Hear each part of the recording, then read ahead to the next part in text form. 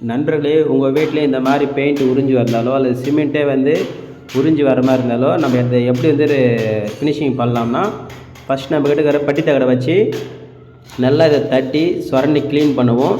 நல்லா சுரண்டி எடுத்துகிட்டு சுத்தம் பண்ணிவிட்டு தொடப்பல் நல்லா பெருக்கிட்டு ஃபஸ்ட்டு வந்து பார்த்திங்கன்னா ஒரு கோடு வந்து ப்ரைமர் வந்து அப்ளை பண்ணுவோம். வாட்டர் ப்ரூஃபிங் ப்ரைமர் யூஸ் பண்ணுறது பெஸ்ட்டு. நான் வந்து பார்த்திங்கன்னா ஏஷியன் பெயிண்டில் வர இந்த டேம் ஷீட் ப்ரைமர் வந்து பார்த்தீங்கன்னா எக்ஸ்டீரியர் ப்ரைமர் தான், வீட்டுக்கு வெளியில் அடிக்கக்கூடிய ப்ரைமர் தான் பெஸ்ட்டாக இருக்கும்.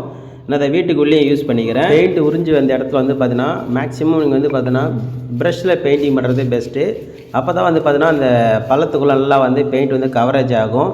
இந்த மாதிரி நீங்கள் வந்து ப்ரைமர் அடிக்கும் போதில் அந்த இடத்துல மீண்டும் நீர் கசி வரத்தை வந்து தடுக்கும். அதே மாதிரி நம்ம இப்போ பெயிண்டிங் வந்து பண்ணுறது வந்து அவ்வளோ சீக்கிரத்தில் உறிஞ்சி வராது. பழைய வீட்டுக்கு நம்ம ரீபெயிண்டிங் பண்ணுறதால வீடு ஃபுல்லாகவே ஒரு கோடு வந்து பார்த்தீங்கன்னா ப்ரைமர் வந்து வாட்டர் ப்ரூஃப் ப்ரைமராக வந்து யூஸ் பண்ணுறது பெஸ்ட்டு. இப்போ நான் வந்து பார்த்தீங்கன்னா வீடு ஃபுல்லாகவே ஒரு கோட்டிங் வந்து பார்த்தீங்கன்னா ப்ரைமர் வந்து அப்ளை பண்ணிட்டேன்.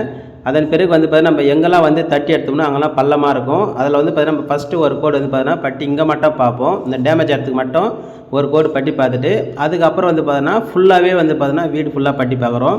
ஃபஸ்ட்டு கோடு இப்படி செங்குத்தாக பார்க்குறோம். அதுக்கடுத்து நல்லா ட்ரை ஆன பிறகு செகண்ட் கோட்டிங் வந்து மாதிரி கிடைமட்டமாக பார்க்கணும்.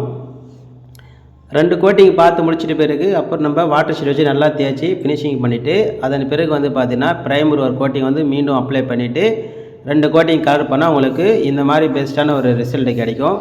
பாருங்கள், ரீபெயிண்டிங் ஒர்க்கில் 15 வருஷம் வீட்டை நான் எந்த மாதிரி புது வீடாக மாற்றிருக்கேன் பாருங்கள். இந்த தகவல் பிடிச்சிருந்தால் லைக் பண்ணுங்கள், நம்ம சேனலை சப்ஸ்கிரைப் பண்ணுங்கள். தேங்க்யூ ஃபார் வாட்சிங்.